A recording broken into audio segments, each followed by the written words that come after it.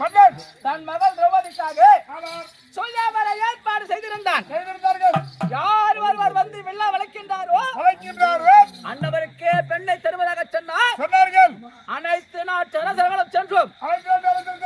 நானும் சென்று அவரவர் திறமை காட்டினார்கள். அழைக்க முடியவில்லை.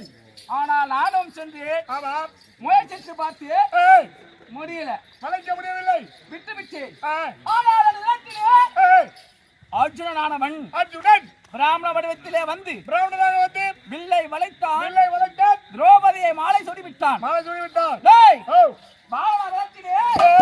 பாண்டவர் அடியோடு மாற வேண்டும் என்று ஐவரும் தேவி ஐவருக்கும் தாயாக ஐவரை குடியேற செய்து தீர்த்து கொளுத்தினேனே. பாண்டவர் மாண்டு விட்டார் என்று ஊரங்கும் அறிய செய்து ஆனால் பாண்டவர் தப்பித்து விட்டார் போலும். அப்படி இருக்க அர்ஜுனன் வந்தான். பிள்ளை வளைத்தான். சரி, பிள்ளை வளைத்து விட்டானே பிராமணன். அந்த வளத்திலிருந்து அந்த பெண்ணை கபடமாக தூக்கி செல்லலாம் என்று தொந்த யுத்தத்துக்கு போனோம். அப்ப பார்த்தாதான் தெரியுது. அவன் மட்டுமில்ல, பஞ்ச பாண்டவர்கள் மீதி 4 பேரும் வந்தார்கள். குந்தமா தேவி வந்தார்கள். அன்னவரும் சேர்ந்தார்கள். எங்களிடத்தில் யுத்தத்துக்கு வந்தார்கள். அதத்தில் அடிபட்டு உதவச்சு நாட்டுக்கு வந்து விட்டு ஏன்னா எதிரியாகப்பட்ட பாண்டவர் மாண்டார் என்று பார்த்தால் தமிழ்நாட்டின் உயிரோடு தான் இருக்கின்றார்கள். இருந்தாலும் அர்ஜுனன் என்னை விட சின்னவன், இளையவன்.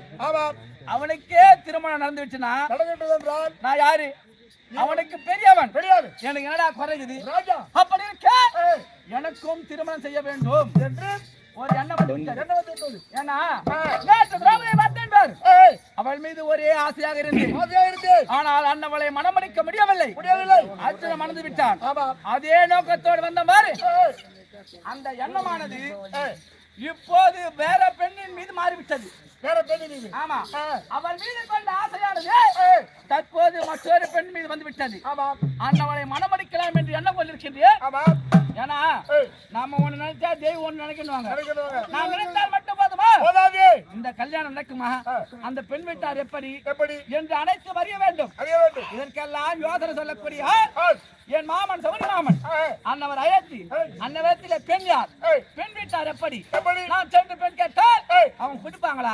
இல்ல பொண்ணு கொடுப்பாங்களா? இல்ல வேற ஏதாவது கொடுப்பாங்களா? அது என்னவென்று ஒன்றும் தெரியாது. மாமா எடுத்து கேட்டா விளக்க முடியும். நீ சென்று என் தாய் மாமன் சௌரி மாமன் எடுத்து கொண்டு வா.